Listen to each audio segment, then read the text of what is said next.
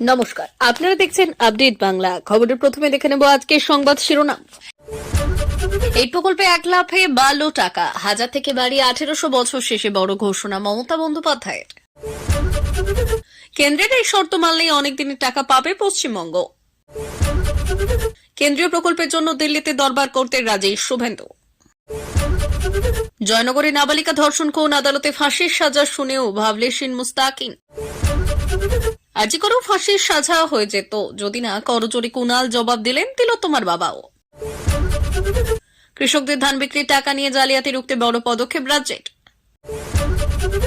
চিন্ময় কৃষ্ণ দাসের জামিন প্রসঙ্গে বিরাট খবর, বিরাট ঘোষণা ইউনূস সরকারের। গোমাংস নিষিদ্ধ করা নিয়ে আভাস দিলেন শুভেন্দু। বিজেপির সর্বভারতীয় সভাপতি পদের লড়াই নতুন নাম। নিয়মিত চ্যানেলের নির্ভুল খবরগুলি পেতে সাবস্ক্রাইব করুন আপডেট বাংলা চ্যানেলটিকে। আসছি বিস্তারিত খবরে। ক্ষমতায় আসার পর থেকে একাধিক জনপ্রিয় প্রকল্প চালু করেছেন মুখ্যমন্ত্রী মমতা বন্দ্যোপাধ্যায়। তার মধ্যে লক্ষ্মীর ভান্ডার থেকে শুরু করে কন্যাশ্রী, রূপশ্রীর মতো প্রকল্প রয়েছে। এরই মধ্যে একটা প্রকল্পের টাকা বাড়ানো হলো আচমকাই। জানুন, রাজ্যবাসীর সুবিধার কথা ভেবে একাধিক প্রকল্প চালু করেছে পশ্চিমবঙ্গ সরকার। লক্ষ্মীর ভান্ডার প্রকল্পের আওতায় সাধারণ মহিলারা প্রতি মাসে 1000 টাকা এবং তপশিলি বা উপজাতির মহিলারা 1200 টাকা পেয়ে থাকেন। মমতার সরকারের প্রকল্পের এই সুবিধাগুলি পেতে পাড়ায় পাড়ায় ক্যাম্প চালু করেন। এর ফলে যারা সরকারি অফিসগুলিতে পৌঁছে নিজেদের প্রয়োজনীয় কাজ করাতে পারেন না বা সময় হয় না, সেই সব কাজ যাতে এলাকায় থেকেই করিয়ে জনসাধারণকে পরিষেবা দেওয়া যায়, সে কারণেই বছরের নির্দিষ্ট সময়ের জন্য প্রতিটি এলাকায় দুয়ারে সরকারের ক্যাম্প বসানো হয় জনসাধারণের জন্য। এবার এমনই একটি স্কিমে বরাদ্দ বাড়ানোর কথা ঘোষণা করলেন মুখ্যমন্ত্রী মমতা বন্দ্যোপাধ্যায়। শুক্রবার এই সুখবর দিয়েছেন তিনি। কোন প্রকল্পের বরাদ্দ বাড়ানোর ঘোষণা করলেন মমতা, জেনে নিন। সম্প্রতি ঝাড়গ্রামে বিশ্ব আদিবাসী দিবসের অনুষ্ঠানে উপস্থিত হয়েছিলেন মুখ্যমন্ত্রী। সেখানে জানিয়েছিলেন জনগোষ্ঠীর পাশে দাঁড়াতে রাজ্য নানান প্রকল্প এবং পরিকল্পনা নিয়েছে। বিরসা মুন্ডার 150তম জন্মবার্ষিকী উপলক্ষে আরও বড় ঘোষণা করলেন তিনি। বিরসা মুন্ডার 150তম জন্মবার্ষিকী উদযাপনে নিউ টাউনের আদিবাসী ভবন প্রাঙ্গণে এক সপ্তাহব্যাপী এক অনুষ্ঠানের উদ্বোধন করেছেন মমতা। সেখানে দাঁড়িয়েই তিনি ঘোষণা করেছেন আদিবাসী উন্নয়ন খাতে এবার বাজেট বরাদ্দ অনেকখানি বৃদ্ধি পাবে। মুখ্যমন্ত্রী জানিয়েছেন জয় জোহার প্রকল্পে পেনশন গ্রাহকদের বরাদ্দ এবার 1000 টাকা থেকে বাড়িয়ে 1800 টাকা করা হবে। সেই সঙ্গে জনজাতি গোষ্ঠী ছাত্রছাত্রীদের জন্য 310টি নতুন হোস্টেল তৈরি করা হবে। তৃণমূল কংগ্রেসের সাংসদরা কেন্দ্রীয় সরকারের টাকা আটকানো নিয়ে ক্রমাগত উদ্বেগ প্রকাশ করে চলেছেন। এমন সময় বড় খবর সামনে এলো। অবশ্যই 100 দিনের কাজের প্রকল্প এবং প্রধানমন্ত্রী আবাস যোজনার জন্য অর্থ পাবে পশ্চিমবঙ্গ, এমনটাই বলেছেন কেন্দ্রীয় গ্রাম উন্নয়ন মন্ত্রী শিবরাজ সিং চৌহান। এদিন চৌহান ব্যাখ্যা করেছেন যে অনিয়মের কারণে অর্থ যে আটকে রাখা হয়েছিল, তিনি বলেছেন রাজ্য সব শর্ত মেনে চললে আমরা টাকা দেব। যদি টাকা সঠিকভাবে ব্যবহার করা না হয়, যদি ভুল ব্যক্তিদের তালিকায় অন্তর্ভুক্ত করা হয় বা সঠিক ব্যক্তিদের বাদ দেওয়া হয়, অথবা যদি কাজটি ছোট ছোট অংশে বিভক্ত করা হয়, তহবিলের অপব্যবহার করার জন্য আমাদের প্রশ্ন জিজ্ঞাসা করার অধিকার আছে। তিনি আরও বলেছিলেন যে পশ্চিমবঙ্গ প্রধানমন্ত্রী গ্রাম সড়ক যোজনার অধীনে অর্থ পেয়েছে, কারণ সেই প্রকল্পে কোনো অনিয়ম পাওয়া যায়নি। তবে শিবরাজের মধ্যপ্রদেশ সহ অন্যান্য রাজ্যগুলিতেও 100 দিনের কাজের প্রকল্পের অনিয়মের অভিযোগ রয়েছে। এ প্রসঙ্গে তিনি বললেন, অনিয়ম হলে তহবিল আটকে রাখা হবে।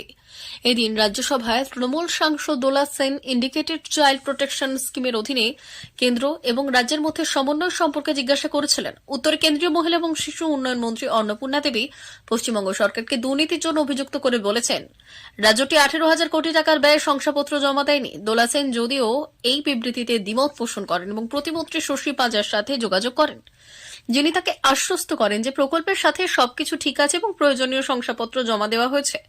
সূত্র বলছে দোলা সেন এবার রাজ্যসভায় তৃণমূল নেতা ডেরেক ও ব্রায়ানের সমর্থনে একটি নোটিশ জারি করতে পারেন। মিথ্যা তথ্য ছড়ানোর অভিযোগে কেন্দ্রীয় মন্ত্রীর কাছে ক্ষমা চাওয়ার দাবিতে এই নোটিশ জারি করা হতে পারে। এরপর কি হতে চলেছে সেটাই দেখার। বিধানসভার শীতকালীন অধিবেশনে প্রথম দিকে গত 29শে নভেম্বর রাজ্য সরকারের কাছে সহযোগিতার বার্তা দিয়ে বিরোধী দলনেতা শুভেন্দু অধিকারী বলেছিলেন, আসুন না একসঙ্গে রাজ্যের সব গরিব মানুষদের বাড়ি করে দিই। বৃহস্পতিবার ফের শুভেন্দুর গলায় শোনা গেল সেই সহযোগিতারই সুর। রাজ্য সরকারকে কটাক্ষ করতে না ছেড়েও আবাস যোজনা সহ একাধিক প্রকল্পে রাজ্যের গরিব মানুষ যাতে কেন্দ্রের সুবিধে পায়, তার জন্য রাজ্য সরকারের প্রতিনিধি দলে বিজেপি বিধায়কদের থাকার বার্তা দিলেন বিরোধী দলনেতা। বৃহস্পতিবার বিধানসভায় কেন্দ্রীয় বঞ্চনা নিয়ে অভিযোগ জানিয়েছিলেন রাজ্যের অর্থ প্রতিমন্ত্রী চন্দ্রিমা ভট্টাচার্য। কেন্দ্রীয় সরকার একাধিক প্রকল্প আটকে রেখেছে বলে অভিযোগ করেছেন চন্দ্রিমা। তিনি বলেছেন, কেন্দ্রের একাধিক বঞ্চনা সত্ত্বেও রাজ্য সরকার আবাস যোজনা এবং 100 দিনের কাজের প্রকল্পে টাকা মেটাচ্ছে। এরপরই বক্তব্য রাখতে উঠে তাৎপর্যপূর্ণ মন্তব্য করে শুভেন্দু বললেন, আপনারা দিল্লিতে সর্বদলীয় প্রতিনিধি দল পাঠান। আমরা বিরোধীরাও চন্দ্রিমা ভট্টাচার্যের নেতৃত্বে দিল্লিতে গিয়ে দরবার করব। রাজনীতির পর্যবেক্ষকরা মনে করেছেন, সাম্প্রতিক 6 বিধানসভার উপনির্বাচনের ফলাফলে বিজেপি নেতৃত্ব স্পষ্ট বুঝতে পেরেছেন রাজ্য সরকারের বিরুদ্ধে দুর্নীতির অভিযোগ এনে তাদের রোখা সম্ভব হবে না, বরং কেন্দ্রীয় বঞ্চনা নিয়ে তৃণমূল যে প্রচার চালাচ্ছে তাতে সাধারণ মানুষ অনেক বেশি প্রভাবিত হয়েছেন। পাশাপাশি গত কয়েক বছর ধরে থাকা চা বাগানের ভোট ব্যাংকও বিজেপির হাতছাড়া হচ্ছে, যা আগামী বিধানসভা নির্বাচনের ক্ষেত্রে বিজেপির কাছে অশনির সংকেত। সে কারণে বারবার শুভেন্দুর উন্নয়নের স্বার্থে রাজ্য সরকারকে সহযোগিতার বার্তা দিচ্ছেন। কারণ পালা বদলের জামানায় শাসক বিরোধী এইরকম সহাবস্থানের নজির মনে করতে পারছেন না কেউই। বুধবার হোটেল এবং রেস্তোরাঁয় বিনোদন কর নিয়ে রাজ্য সরকারের আনা বিলে বক্তব্য রাখতে গিয়ে বিজেপির মুখ্য সচেতক তথা শিলিগুড়ির বিধায়ক শঙ্কর ঘোষ স্পষ্ট বলেছিলেন যে এই বিলের বিরোধিতা করার কোনো যুক্তি নেই। তিনি কয়েকটি সংশোধনী ছাড়া বিলের বিরোধিতায় কোনো কথা বলেন। তবে রাজ্যের প্রতিনিধি দলে শুভেন্দু নিজে যা যাবেন না তা তিনি ঘনিষ্ঠ মহলে জানিয়ে দিয়েছেন। তবে রাজ্য সরকারের বিরুদ্ধেও কেন্দ্রীয় সরকারের অসহযোগিতা করার অভিযোগ এনেছেন শুভেন্দু। এদিন অধিবেশনে বক্তব্য রাখতে গিয়ে শুভেন্দু বললেন, ভারত সরকার হাসি মারায় বিমান পরিষেবার জন্য রাজ্যের কাছে 37.74 একর জমি চেয়েছিলেন, রাজ্য সরকার দেয়নি। দমদম বিমানবন্দর একটি অতিরিক্ত রানওয়ে করার জন্য রাজ্য সরকারের কাছে আবেদন করা হয়েছে, কিন্তু সেখানে বাউন্ডারি ওয়াল করা যাচ্ছে না, শুধুমাত্র একটি মাজার থাকার কারণে। মালদায় 9 আসন বিশিষ্ট বিমান পরিষেবা চালু করা যায়, কিন্তু সেখানেও আপনারা সহযোগিতা করছেন না। পাশাপাশি সিঙ্গুর প্রসঙ্গ তুলে শুভেন্দু বললেন, আপনারা যাকে সিঙ্গুর থেকে তাড়িয়েছেন সেটা বড় ভুল ছিল। এই সময় শাসক দলের বিধায়করা পাল্টা টিপ্পনি কেটে বলেছেন, আপনি তখন কোথায় ছিলেন? প্রসঙ্গত সিঙ্গুর আন্দোলনের সময় মুখ্যমন্ত্রী মমতা বন্দ্যোপাধ্যায় ধর্ণা মঞ্চে দেখা গিয়েছিল শুভেন্দুকেও, কারণ তখন তিনি তৃণমূলের নেতা। বারুইপুর আদালতের বাইরে তখন ঠিক ভিড়, পুলিশ ভ্যান থেকে নামিয়ে আদালতের ভেতরে নিয়ে যাওয়া হয় মুস্তাকিন সর্দারকে।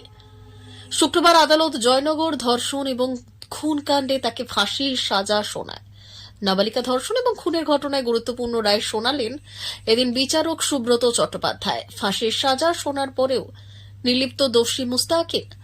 আদালতের ভেতরে তাকে চুপচাপই দেখা যায়, মাঝে মধ্যেই এদিক সেদিক চাইতেও দেখা যায়। গতকাল দোষী সাব্যস্ত হওয়ার পরেই তার চেহারায় খুব একটা প্রভাব পড়তে দেখা যায়নি। আজও মুস্তাকিন সর্দারকে ভাবলেশহীন হিসেবেই দেখা যায়। কিভাবে এত নৃশংস কাজ করার পরেও সে এমন থাকতে পারে, সেই প্রশ্ন উঠতে শুরু করেছে।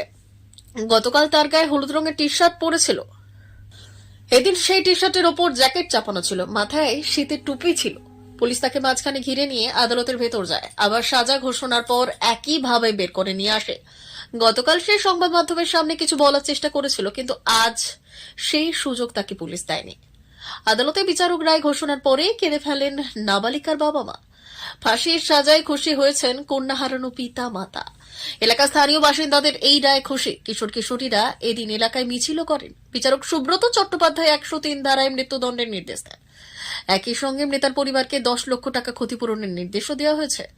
কুলতলিতে নাবালিকাকে ধর্ষণ করে খুনের ঘটনায় সাজা ঘোষণা করেছে বারুইপুর পক্সো আদালত। ঘটনার 61 দিনের মাথায় দোষী সাব্যস্ত মুস্তাকিন সর্দারকে ফাঁসির সাজা দিয়েছেন বিচারক। আর কুলতলির মামলায় সাজা ঘোষণার পরে আরজিকর কাণ্ড নিয়ে বিরোধীদের আক্রমণ করলেন তৃণমূলের রাজ্য সম্পাদক কুণাল ঘোষ। তিলোত্তমার বাবা মাকে করজোড়ে আবেদন করে বললেন, আপনারা অন্যের কথায় বিভ্রান্ত না হলে মেয়ের খুনি দোষী সাব্যস্ত ফাঁসির সাজা এতদিনে দেখতে পেতেন। কুণালের মন্তব্যের জবাব দিলেন তিলোত্তমার বাবা। শুক্রবার বারুইপুরে পক্সো আদালত কুলতলির মামলায় সাজা ঘোষণার পর কুণাল বললেন, কুলতলিতে নাবালিকাকে ধর্ষণ এবং খুনের ঘটনায় দৃষ্টান্ত তৈরি হলো। মুখ্যমন্ত্রী বলেছিলেন 2 মাসের মধ্যে শাস্তি দিতে হবে এবং ফাঁসি চাইব। তদন্ত প্রক্রিয়া দ্রুত শেষ হয়েছে, বিচার প্রক্রিয়া দ্রুত শেষ হয়েছে। 61 দিনের মাথায় ফাঁসির সাজা হলো, এটা অত্যন্ত তাৎপর্যপূর্ণ। রাজ্যের পুলিশ এবং আইনি বিভাগ তৎপরতার সঙ্গে কাজ করেছে। যে নাবালিকাকে ধর্ষণ এবং খুন করা হয়েছে তার পরিবারকে ন্যায় বিচার দিতে পুলিশ তৎপর হয়েছে। পশ্চিমবঙ্গ পুলিশ দেখিয়ে দিল 61 দিনের মাথায় ফাঁসির সাজা আদায় করে আনা যায়। অপরাজিতা বিলের প্রসঙ্গ টেনে এইরকম অপরাধের ক্ষেত্রে দ্রুত শাস্তির জন্যই অপরাজিতা বিল এনেছে পশ্চিমবঙ্গ সরকার, কিন্তু তা এখন দিল্লিতে পড়ে রয়েছে। তিলোত্তমার বাবা মার উদ্দেশ্যে কুণাল বললেন, আমি তিলোত্তমার বাবা মাকে করজোড়ে বলবো, কুলতলির ঘটনাটা দেখবেন। কাদের কথায় বিভ্রান্ত হয়েছিলেন আপনারা? যদি কলকাতা পুলিশের উপর আস্থা রাখতেন তাহলে এতদিনে ফাঁসির সাজা হয়ে যেত। তিলোত্তমার ন্যায় বিচার দিতে পারত কলকাতা পুলিশ। কুলতলির আগে তিলোত্তমা কাণ্ডে দোষের ফাঁসির সাজা হতো। কুলতলিতে আস্থা রেখেছে, দোষের ফাঁসির সাজা হয়েছে। আপনারা যদি কলকাতা পুলিশের উপর আস্থা রাখতেন তাহলে আপনাদের মেয়ের খুনির ফাঁসির সাজা দেখতে পারতে। এদিকে এদিন কুলতলির মামলায় ফাঁসির সাজার পর তিলোত্তমার বাবা বললেন, রাজ্য পুলিশ এবং স্বাস্থ্য দপ্তরের বড় বড় মাথাদের উপস্থিতিতে সাক্ষ্য প্রমাণ লোপাট হয়েছে, সেই জন্য অভিযুক্তদের সামনে আনতে পারেনি। আমাদের আসামি এখনো ধরা পড়েনি। জয়নগরে পুলিশ সাক্ষ্য প্রমাণ জোগাড়ে তৎপর ছিল, আর এখানে সাক্ষ্য প্রমাণ লোপাটে তৎপর ছিল। সাক্ষ্য প্রমাণ পুলিশ যে লোপাট করেছে তার প্রমাণ তো টালা থানার তৎকালীন ওসি, তাকে গ্রেপ্তার করেছে সিবিআই। ট্যাব জালিয়াতি তোলপাড় গোটা রাজ্য। পড়ুয়াদের টাকা কিভাবে অন্য অ্যাকাউন্টে চলে যায় যা উদ্ধার করতে হিমশিম খাচ্ছে পুলিশ। এই জালিয়াতি থেকে শিক্ষা পেয়ে এবার রাজ্যের কৃষকদের ধান বিক্রির টাকা রক্ষা করতে এক কড়া পদক্ষেপ নিল রাজ্য। ডাইরেক্ট বেনিফিট ট্রান্সফারের মাধ্যমেই রাজ্যের কৃষকদের অ্যাকাউন্টে তাদের ধান বিক্রির সহায়ক মূল্য পাঠানো হয়। আর সেই টাকা যে প্রযুক্তিতে, যে পোর্টালের মাধ্যমে কৃষকদের অ্যাকাউন্টে পৌঁছয় তা কতটা সুরক্ষিত, সেখানে কোথাও ফাঁক রয়েছে কিনা তা খতিয়ে রিপোর্ট দিতে বলা হয়েছে। সম্প্রতি এই সংক্রান্ত নির্দেশ দিয়েছেন খাদ্যমন্ত্রী রথীন ঘোষ। মন্ত্রীর কথায়, আমাদের এই ডিবিটি পদ্ধতি একেবারে সুরক্ষিত। চাষিরা নিয়ে নিশ্চিন্তে থাকুন। তবু আগাম সতর্কতা হিসেবে আমরা নিজে থেকেই নিজেদের এই প্রক্রিয়া কতটা সুরক্ষিত তা দেখে নিতে চাইছি। দপ্তরের দাবি, এই পদ্ধতি একেবারে সুরক্ষিত, তার জন্য বিশেষ সুরক্ষা বলে ইতিমধ্যেই রয়েছে। ফলে সেই ব্যবস্থায় কোনো ভাগ নেই বলে জানিয়েছেন দপ্তর। উল্লেখ্য, বর্তমানে নিবন্ধীকৃত চাষির সংখ্যা 17,78,429 জন। সহায়ক মূল্য হিসেবে তারা খাদ্য দপ্তরের কাছে কুইন্টাল প্রতি পান 2,300 টাকা। সরাসরি ক্রয় কেন্দ্রে চাষিরা তা বিক্রি করলে আরও বাড়তি 20 টাকা করে পান। ধান কেনার লক্ষ্যমাত্রা বর্তমানে 70 লক্ষ মেট্রিক টন, ইতিমধ্যেই 51 লক্ষ কেনা হয়ে গিয়েছে। চলতি মরশুমে খাদ্য দপ্তর এখনো পর্যন্ত চাষিদের থেকে কিনেছে 5,92,581 মেট্রিক টন। দপ্তরের দাবি, প্রত্যেক চাষির কাছ থেকে ধান বিক্রির নির্দিষ্ট সময়ের মধ্যে পৌঁছয় টাকা। এত চাষির থেকে ধান কেনার হিসেব একটি নির্দিষ্ট পোর্টালে তুলে দেওয়া হয়। অসম সরকার রেস্তোরাঁ, হোটেল এবং প্রকাশ্য রাস্তায় গরুর মাংস খেলে পরিবেশন এবং খাওয়ার নিষিদ্ধ করার সিদ্ধান্ত নিয়েছে। গত বুধবার রাজ্য মন্ত্রিসভার বৈঠকে এই সিদ্ধান্ত নেওয়া হয়, আর সেই বৈঠকেই মুখ্যমন্ত্রী হেমন্ত বিশ্ব শর্মার ক্যাবিনেট এই সিদ্ধান্ত নিয়ে তা জানিয়ে দিয়েছে। আর এই সিদ্ধান্তকে কেন্দ্র থেকে বিতর্ক দানা বেঁধেছে অসমে। আর অসম সরকারের সিদ্ধান্ত বাংলায় নিয়ে আসা হবে বিজেপি ক্ষমতায় গেলে। আর এই কথা বলেছেন দলনেতা শুভেন্দু অধিকারী। 2026 সালে বাংলায় বিধানসভা নির্বাচন হবে, আর তার আগেই এমন ফতোয়া শুনিয়ে দেওয়ায় বাংলার মানুষের হৃদকম্পন শুরু হয়েছে। প্রকাশ্যে গোমাংস খাওয়া এবং বিক্রি করা নিষিদ্ধ করে এবং অসমের বিতর্কে কেন্দ্রবিন্দুতে পৌঁছয়। মুখ্যমন্ত্রী হেমন্ত বিশ্ব শর্মা এই মর্মে অসমে নির্দেশিকা জারি করেছেন, আর তারপর তাই নিয়ে তুমুল সমালোচনা শুরু হয়েছে রাজ্য রাজনীতির ময়দানে। অসম ছাড়াও বিজেপি শাসিত রাজ্য রাজস্থান, মধ্যপ্রদেশ মাংসের দোকান বন্ধ করে দেওয়ার অভিযোগ রয়েছে। কিছুদিন আগে মন্দির বা যে কোনো ধর্মীয় স্থানের সামনে গোমাংস খাওয়া বা বিক্রি করা নিষিদ্ধ করে দিয়েছিল অসম সরকার। এবার সেই নিয়মকেই আরো কড়া করে কার্যকরী করা হয়েছে। আর তাই অসমের রাজ্যে বিভিন্ন শিবির এই নিয়ে সমালোচনা শুরু করেছে। এই সিদ্ধান্ত ব্যক্তি স্বাধীনতায় হস্তক্ষেপ বলে অভিযোগ করেছেই অনেকে। সেখানে এই ঘটনা বাংলায় ঘটবে এমন কথা শুনে বাংলার মাটিতে বিতর্ক দানা বেঁধেছে। বাংলায় শিক্ষার সংস্কৃতি অন্যান্য রাজ্যের মতো, সেখানে বিরোধী দলনেতার পদে বসে বাংলায় গোমাংস কেটে বিক্রি করা বন্ধের কথা জানিয়ে বিতর্ক তৈরি করলেন। অসম সরকারের এই সিদ্ধান্ত নিয়ে পড়শি রাজ্য বাংলার সরকারও বিরোধিতা করেছে, কারণ বাংলার কৃষি সংস্কৃতির জন্য অন্য রাজ্যকে মিলিয়ে ফেললে চলবে না। এখানে সব ধর্মের সমন্বয় রয়েছে। যদিও অসমের এই সিদ্ধান্তকে সদর্থক বলেই দাবি করেছেন বাংলার প্রধান বিরোধী দল বিজেপি। বিজেপির সর্বভারতীয় সভাপতি পদের লড়াই নতুন নাম। গুজরাট প্রদেশ বিজেপির সভাপতি সি.আর. পাতিলকে বিজেপির সভাপতি পদে ভাবা হচ্ছে বলে সূত্রের খবর।